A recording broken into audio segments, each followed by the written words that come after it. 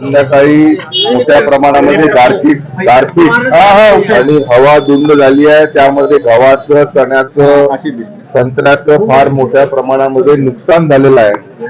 आमची सर्व शेतकऱ्यांच्या वतीने सरकारला हीच मागणी राहणार आहे आणि त्यासाठीच आज आम्ही इथे नागपूरच्या कलेक्टर ऑफिसमध्ये आलेलो आहोत की तात्काळ स्वरूपी पंचनामे व्हावे आणि नुकसान भरपाई सर्व या शेतकऱ्यांना लवकरात लवकर देण्यात यावी. हो, यापूर्वी आपण अनेकदा दावे केले होते की अनेक जण काँग्रेसमध्ये येणार. आज अशोक चव्हाणांच्या नावाची पुन्हा एकदा चर्चा सुरू झाली, राजीनामा दिला.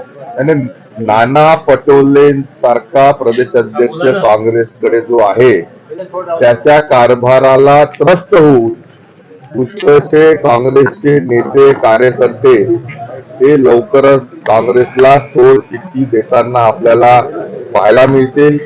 शेवटी नाना पटोलेंच्या कारकिर्दीमध्ये महाराष्ट्रामध्ये काँग्रेस ही नामशेष झालेली आपल्याला नक्कीच पाहायला मिळेल. आणखी किती मोठे नेते आहेत जे काँग्रेस सोडून बाहेर निघणार आहेत? विदर्भाचे काही मोठे शामिल आहेत? बघा, नक्कीच मी सांगतो, अतिशय त्यानिमित्ताने प्रांताध्यक्ष बावनकुळे साहेब बोलले आहेत, मुंबईला देवेंद्रजी बोलले आहेत. पण ह्या सर्वांचा पडसाद असाच होईल की राज्यसभेच्या 6च्या 6 जागा ही महायुती जिंकल्याशिवाय राहणार नाही.